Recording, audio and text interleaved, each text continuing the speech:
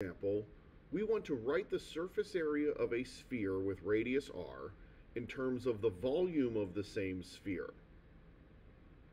Now, before we get into the manipulation and the algebraic steps that go into using rational exponents to do this, we want to start just by making sure we understand the question. We are considering the volume of a sphere with radius r. Here's our formula for the volume of a sphere with radius r. We're also considering the surface area of that same sphere. What the question is asking us to do is to, instead of thinking about both of these equations in terms of r, they're going to ask us to write an equation where s is instead in terms of v. So there may be some other numbers you might think there's probably going to be a pi in there somewhere, but instead of having r as the quote unquote independent variable of the surface area, we're going to base it off the volume instead. In order to do that, we need to get a statement for r that's in terms of the volume, and that's going to come from our use of the volume formula. We begin by attempting to solve for r in the volume. We begin with multiplying both sides of the equation by 3/4. Then we divide both sides of the equation by pi, leaving us with 4 pi in the denominator. And in order to isolate r completely, we finish by taking the cube root of r, which requires that we take the cube root of 3/4 pi v. Now, where does the rational exponent come into play? Before we make this substitution, where we take this cube root and substitute it into the surface area formula, we're going to rewrite r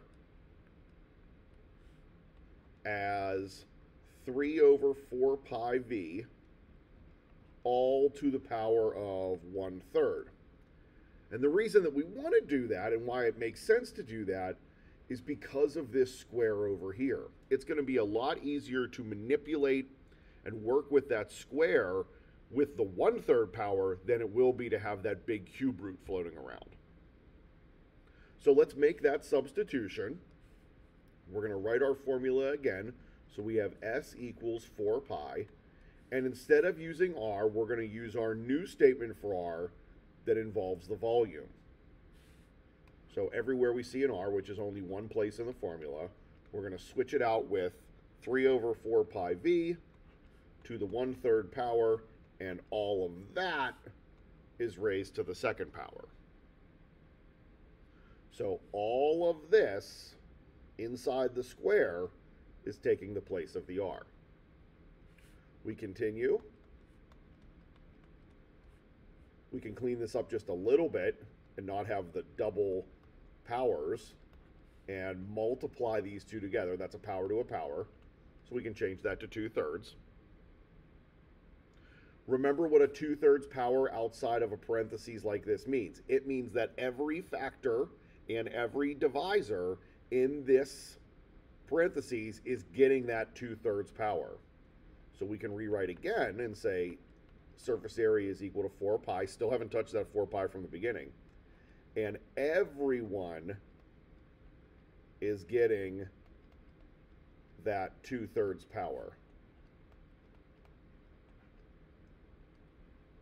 3 gets it as the numerator of the coefficient of v. 4 pi gets it as the denominator, and v gets it. Now, the reason that we do that, and the reason why it makes sense to do that, is right here where we can do a little bit of simplifying. This and this have the same base. This has a power of 1, where that has a power of 2/3.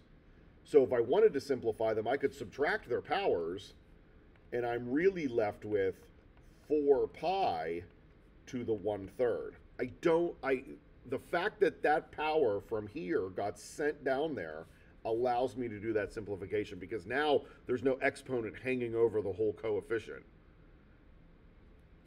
And then I can continue with the rest, where 3 and v are both still raised to that 2/3 power. So now I have at the end a statement for the surface area that does not include a radius, but rather includes the volume as the independent variable.